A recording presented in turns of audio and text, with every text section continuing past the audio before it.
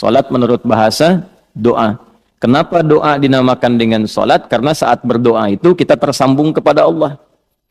Karena itu kalau ingin cepat dikabulkan doanya, maka antara lisan dengan hati mesti nyambung. Jangan lisannya baca A, hatinya ke B. Ya kan? Doanya minta lulus ujian, tapi hatinya berpikir kredit cicilan, kan repot tuh. Nah, jadi mesti nyambung.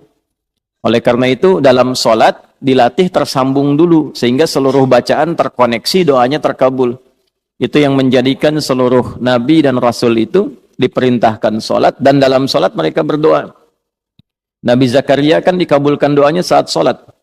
Hunalika da'a Zakaria rabbah qala rabbi habli min ladunka dzurriyyatan thayyibah innaka sami'ud du'a fanadathul malaikatu wa huwa qa'imun yusalli fil mihrab anna Allah yubashshiruka bi Yahya.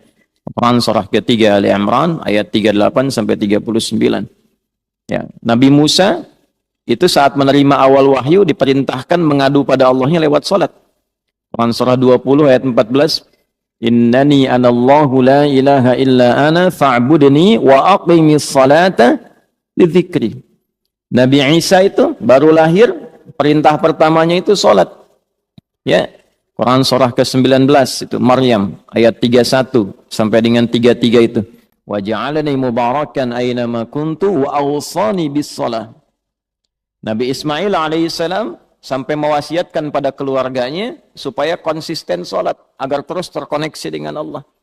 Saya selalu memberikan logika begini, kalau Anda itu punya koneksi dengan pejabat, aksesnya mudah kan?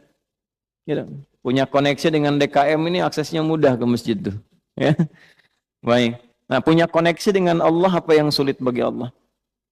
Nah, Nabi Ismail alaihissalam itu mewanti-wanti keluarganya dan meminta, bahkan memerintahkan mereka konsisten menjaga sholat. Itu diabadikan di Al-Quran surah ke-19 Maryam di ayat ke-55. Wa kana ya'muru ahlahu bis-shalah.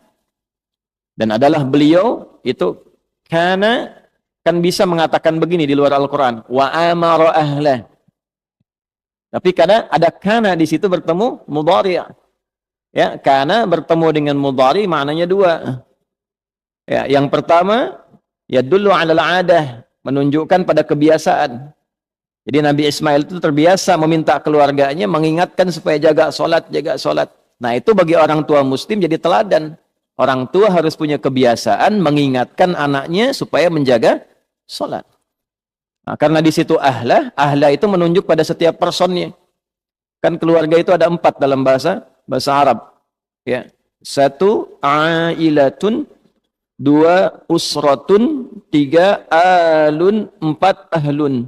Tuh. Ailatun sifat saling mendukung dari kata aul. Kalau sudah berkeluarga harus saling mendukung, mensupport, mendorong, membantu. Nah, jangan bertikai di lingkungan keluarga. Karena itu pertentangan, perselisihan, permusuhan di lingkungan keluarga itu diantara yang paling tidak disukai oleh Allah dan Rasulnya. Ya, silaturahim itu kan ayat keluarga di An-Nisa ayat pertama yang sering disatukan dalam 3 ayat kan dalam kesempatan Jumat itu. Ali Imran itu, kemudian An-Nisa, satu lagi di surat yang ke-33 Al-Ahzab di penghujungnya, kan?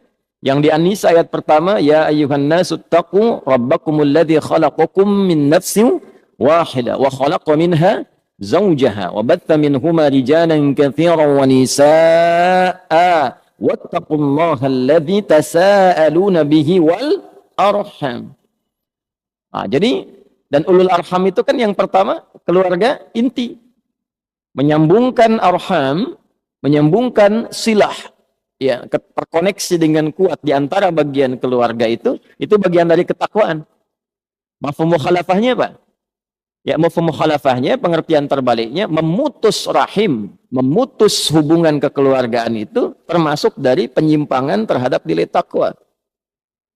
Nah, itu mesti hati-hati. Karena itu wasiat para nabi itu sebelum meninggal itu menyatukan keluarganya dulu, bukan dalam masalah harta. Awas, hati-hati itu. Ya, ada 3 dosa bertumpuk diantaranya pada orang-orang yang rebutan warisan sampai tercerai-berai. Itu pelanggarannya 3 dan termasuk pada kategori dosa besar itu. Ya, rebutan warisan sampai bertengkar sampai memutus hubungan silaturahim. Karena itu orang tua dalam hidup satu kan, ingatkan sholat, bahkan sebelum meninggal harus dipastikan itu.